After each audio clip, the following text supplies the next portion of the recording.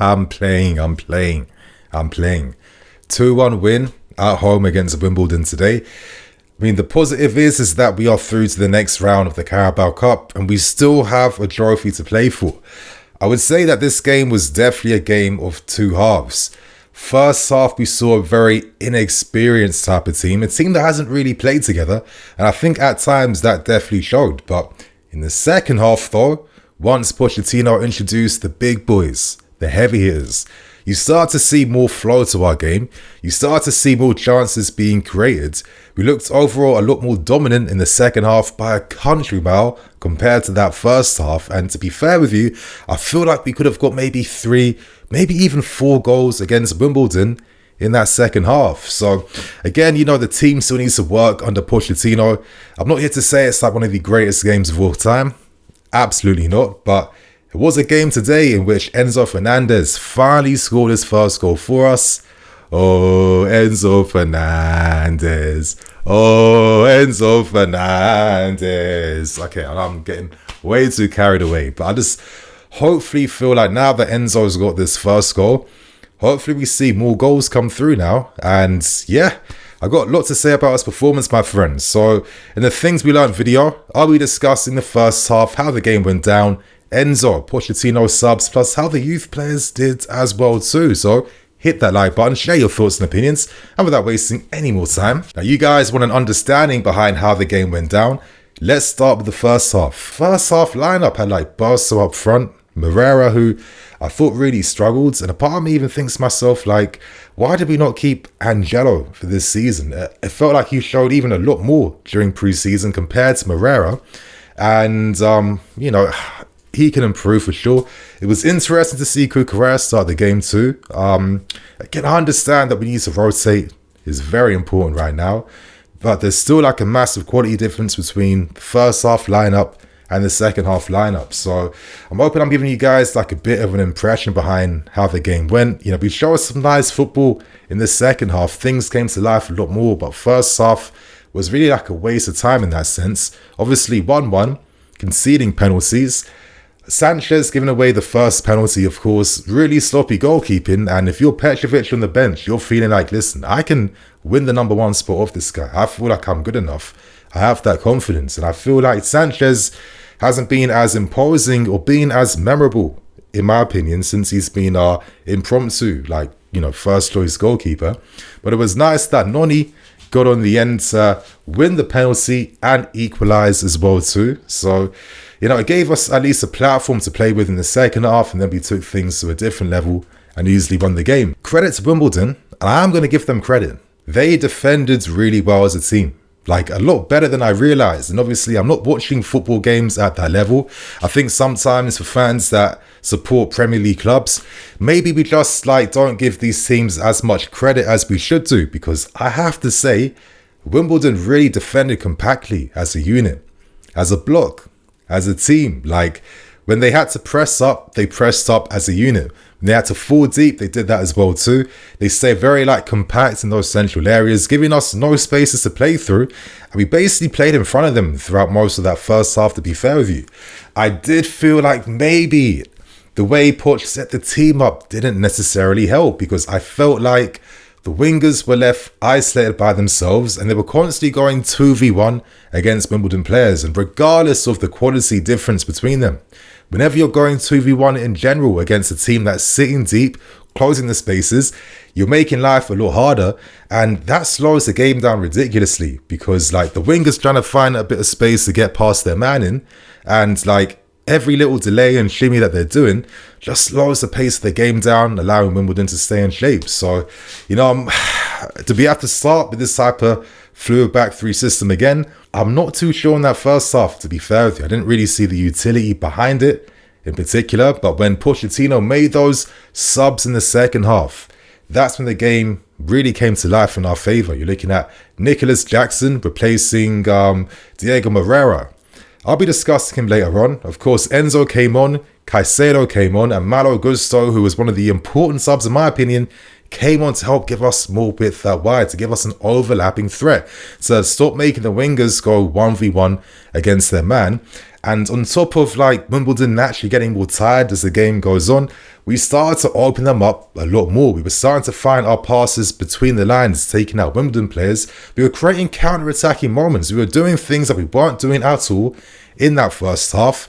And when we see the big boys play, they're more used, they're more familiar with this style of football, right? As I mentioned, I felt like we could have got maybe more goals. I think Noni had an opportunity right near the end to try and make it 3-1 around the 75th minute mark. And, you know, if he had a bit more like game time and match preparation, you'd like to think that he's at least testing the keeper better, or scoring, actually, not testing the keeper, that he's scoring this opportunity. But I'm just liking the direct threat that he brought throughout this game, and you know, I hope that he continues this from going forward. And right near the end as well too, Conor Gallagher had an opportunity to try and make it 3-1 at least, but his left foot shot couldn't go on target. And you know, we created like, I think 4 big chances in the second half. We created like nearly all our best attacks in that second half. You could argue that we're not as clinical as we could be, and I understand that. But let's hope that these guys are keeping their finishing boots for Nottingham Forest for this weekend. To provide some more context in the game, Corwell did come off. I don't think he was injured. Before he got subbed off, he went on this like lung-busting run to try and like stop a counter-attack against Wimbledon, who, listen, Wimbledon gave a great account of themselves, and they had a moment right near the end of the game where who knows if that could have been an equaliser, and then thank God that wasn't the case. But I think it's a precautionary thing. There's no need to play him for the 90 minutes, and it was the right time to move more to a back 4 against them anyway, to be fair with you. That's an idea behind how things went down. Let's discuss individual performances, and I want to start first with ENZO FERNANDEZ, because I just feel like when ENZO plays in our team, he gives us a new life. He gives us a new rhythm. We become a team that's 10 times better. And you know why that's the case, yeah? Because Enzo, he brings a sense of rhythm and tempo to our game. And I felt like the tempo we were used to under like previous players was very one note at times, very one-dimensional, very flat, very slow, but not Enzo Fernandez. Enzo Fernandez can speed the game up. He does that by deciding to play one-touch football at times. He can play 1-2s with his teammates as well too, to just like quicken attacks even more. He can play those balls over the top. He can carry the ball forward as well too. Like, he just keeps the flow going at such a nice level and rate, and players like playing off of him. Like, I was noticing guys like Conor Gallagher playing more line breaking passes, taking out players, because he has a partner in crime in ENZO FERNANDEZ, and he gives us this tick and this rhythm. And when he came on, he instantly showed his quality by testing their goalkeeper from outside the box. Really nice strike. And it was nice to see him finally get his first goal for us. Now, of course, unfortunate mistake from their goalkeeper. One of the few mistakes today that Wimbledon made in this game. But ENZO FERNANDEZ is showing you the levels. Like, he had the composure to, like, you know, open up his body and then place his shot in the bottom right corner of the net by just kind of like passing it into the net. Very nice score, and that was the composure that we needed. And from then on, we had more opportunities to win that game, but I really feel like it was ENZO FERNANDEZ that really came on and just kind of transformed the team with his ability on the ball. And I think this guy is, you could argue, is our best player right now and our most important player. Another player that deserves some love today is Noni Madueke. Now, with the news that we are set to sign Cole Palmer of Man City, I think Noni's performance told Pochettino, listen, this guy's not here to compete down my side of the field, maybe on the left-hand side, but on the right-hand side, I got it covered. And even though I was mentioning that, you know, he was constantly going 2v1 all the time, he was still so much to handle for Wimbledon. Like, even winning the penalty, like, he drove inside the box. I think Raheem Sterling would have been proud. I like that he converted it as well too. And he brought our best threat and opportunities in that first half. I felt like when Malo Gusto came on, he was able to move in field a bit more at times just to try and like escape his man.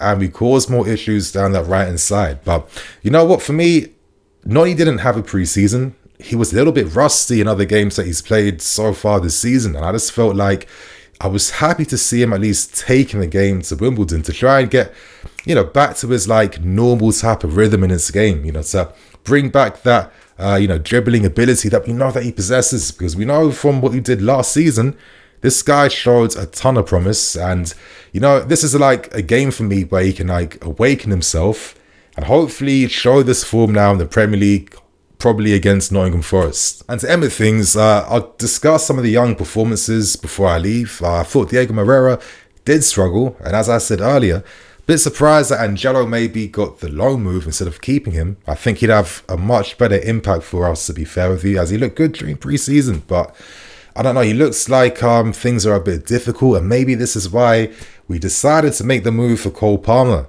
I can understand things in a way. I think Moreira can learn this season remaining at the club and maybe get a loan move in January. I thought that Ian Maatsen looked quite interesting playing today. He's played more as like a number 10. And I can see why Pochettino plays him there, because I think Ian looks really comfortable receiving in the half spaces, receiving on half turns, back to goal, like roaming and operating through there. Yeah, he tried to test from outside the box a few times. He tried to make things happen centrally. It was very hard, of course, when you're playing against like a massive block that's protecting that zone. But I'd like to see Maatsen get some game time as a left back, and it's a bit of a shame that he didn't get to demonstrate this against Wimbledon today because Cucurella, for some reason, started this game. I think Mason Barstow did battle, but he didn't get as many opportunities to really do as much in the game. But it's a massive show of confidence from Pochettino that he has been turning towards Barstow, quite a few times already this season, and it wasn't a terrible account. When Jackson came on, he replaced Diego Moreira and played on the left wing first alongside him. And, I think that there's definitely a lot more to come from him. And if he had like better service for large parts of the game he was playing in, who knows how we view his performance if he can actually have better shots on goal. There were no other academy grads on the bench today, so I guess that was a surprise because Pochettino alluded to the fact that maybe 4 to 5 might be there. Of course, new signing in Samuel Smith was the left back on the bench, replacing Lewis Hall, I guess. And watching a game like this, I was kind of missing not having Lewis Hall, to be fair with you. But yeah, not much strong youth influence throughout. Yeah, Humphreys looks composed as per, and to be honest with you, my friends, I think that's all I can really record during this game today. It was very hard. I want to say shout out to Esosa Patrick on Insta for giving us the stream link, and yeah, I want to say shout out to my dad and my friend for letting me watch the first half on FaceTime through their phones. So I hope that I never get to experience something like this again in my life. There were no links at all throughout this game today, which is really frustrating, but you guys know we're Chelsea fans. We find ways to make it work, and I love that the community comes together at least and does their little bit to help us out. So my friends, I am the EFC. This is BlueLionsTV. I'll catch you guys later with some more videos on Cole Palmer, reaction analysis, and all that good stuff very soon. Cool.